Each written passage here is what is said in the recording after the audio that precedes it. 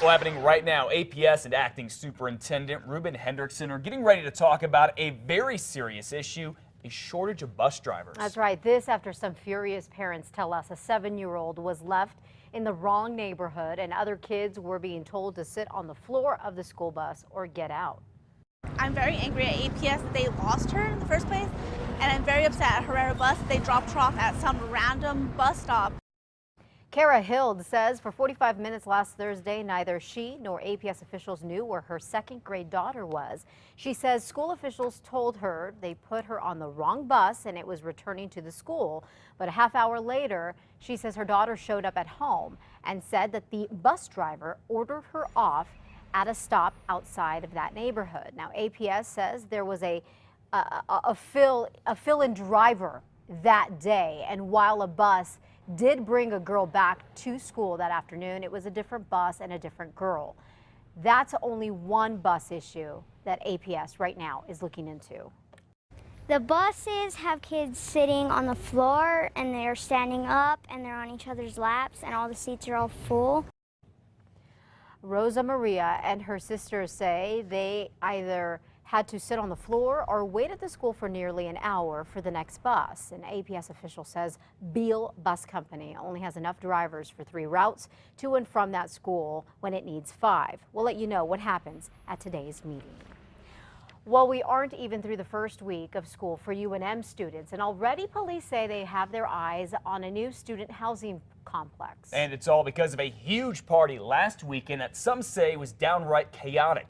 Albuquerque police say more than 600 people threw a big booze-fueled party at the cottages near the Sunport. This was the first weekend the cottages had been open. The party had hundreds of people spilling out onto the street. My goodness, take a look at this picture. It was going around UNM. It shows some of what went on.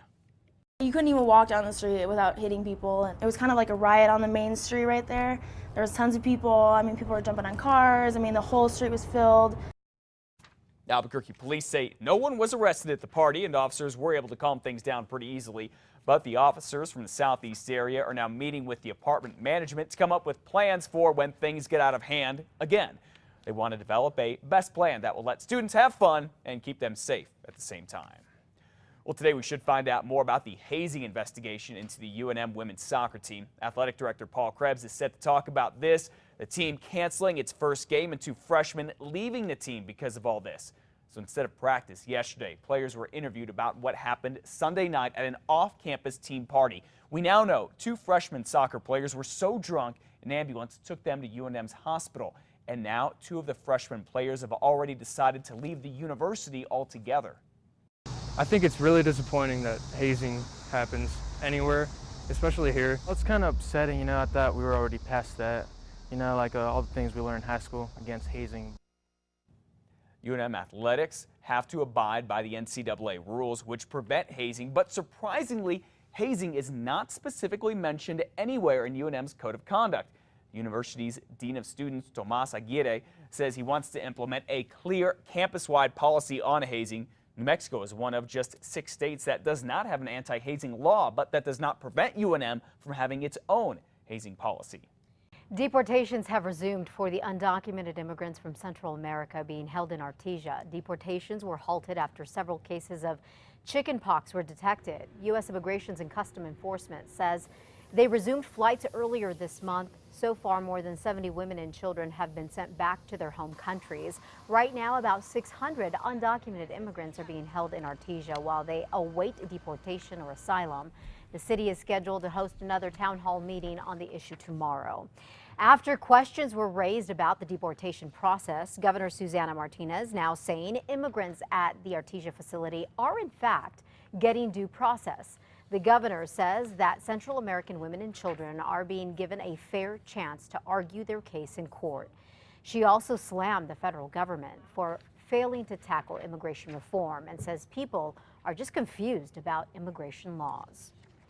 A judge will soon decide if a woman in Albuquerque should go on trial for the death of her husband, an Air Force major. Yesterday in court, prosecutors tried to show that Amy Herrera knew exactly what she was doing the night her husband died back in 2012.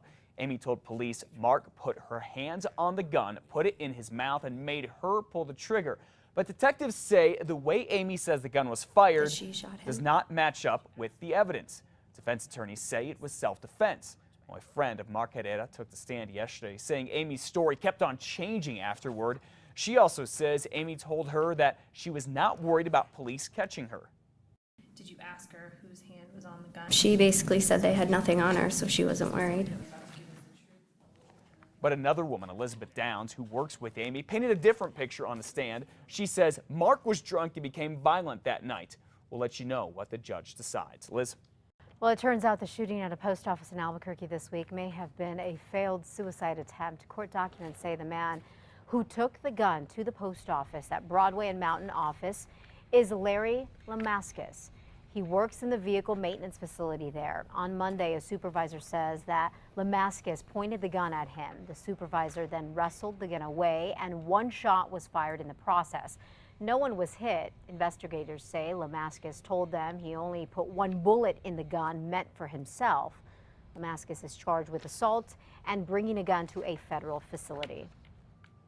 The Galloping Grace Youth Ranch is getting back on track thanks to a big donation. The ranch in Rio Rancho teaches kids about hard work, leadership, raising animals, and growing crops. About a month and a half ago, someone drove onto the ranch and stole 75 livestock fencing panels.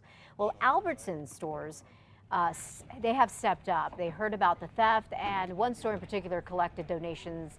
Actually, it happened at several stores, and gave the ranch $7,300 to help replace those panels. Good for Albertsons and those stores that did that. Yeah, Albertsons is a huge supporter of the ranch. In fact, they take all of their old fruits and vegetables and they donate them, tens of thousands of pounds, and that's how the animals at Galloping Grace get fed. Good deed right there.